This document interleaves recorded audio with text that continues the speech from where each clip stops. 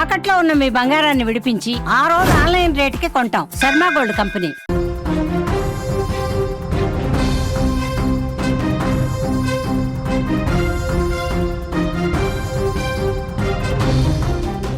Breaking news చూస్తున్నాం. బెంగళూరులో Rapido driver రెచ్చిపోయాడు. Rash driving కారణంగా డ్రైవర్తో యువతి గొడవ పడింది. కోపంతో యువతిపై ఆ డ్రైవర్ దాడి చేశాడు. ఆ విజువల్స్ కూడా మనకి స్క్రీన్ మీద కనిపిస్తున్నాయి. చెంపదెబ్బ కొట్టడంతో ఒక్కసారిగా యువతి నేల మీద పడిపోయింది. ఈ నెల 14న జయానగర్ ప్రాంతంలో ఈ ఘటన చోటు చేసుకున్నట్లుగా తెలుస్తుంది. బట్ ఆలస్యంగా వెలుగులోకి వచ్చింది.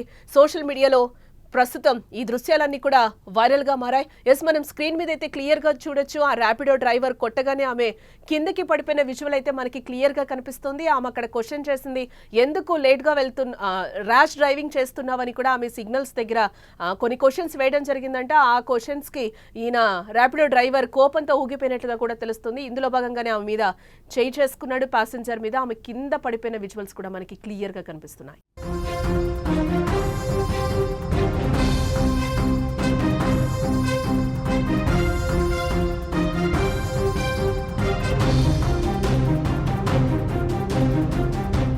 బెంగళూరులో ర్యాపిడో డ్రైవర్ రెచ్చిపోయాడు. ర్యాష్ డ్రైవింగ్ ఎందుకు చేస్తున్నావని ప్రశ్నించినందుకు ఏకంగా యువతిపై దాడి చేశాడు.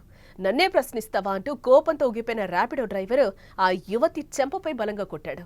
డ్రైవర్ దెబ్బకి యువతి రోడ్డుపై పడిపోయింది.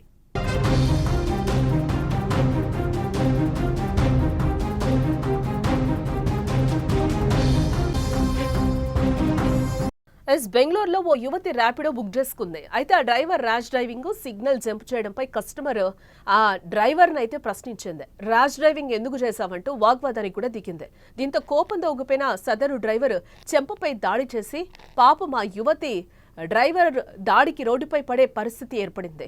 అయితే ఈ నెల 14న జయానగర్ ప్రాంతంలో జరిగిన ఈ ఘటన ఆలస్యంగా వెలుగులోకి రాగా సోషల్ మీడియాలో ప్రస్తుతం ఈ వీడియో వైరల్ గా మారింది.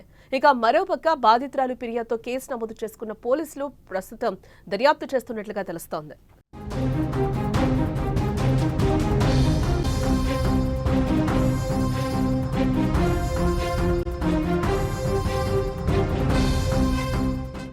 బెంగళూరులో ఓ ర్యాపిడో బైక్ రైడర్ రెచ్చిపోయాడు. ర్యాష్ డ్రైవింగ్ సిగ్నల్ జంప్ చేయడంపై కస్టమర్ ప్రశ్నించడంతో కోపంతో ఊగిపోయాడు.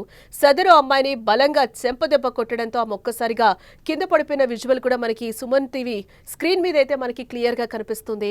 ఈ నెల 14న జయానగర్ ప్రాంతంలో ఈ ఘటన జరిగింది. ప్రస్తుతం ఈ వీడియో కూడా వైరల్ గా మారింది. అలాగే బాధితురాలు ఫిర్యాదుతో పోలీసులు కేసును కూడా నమోదు చేసినట్లుగా తెలుస్తోంది.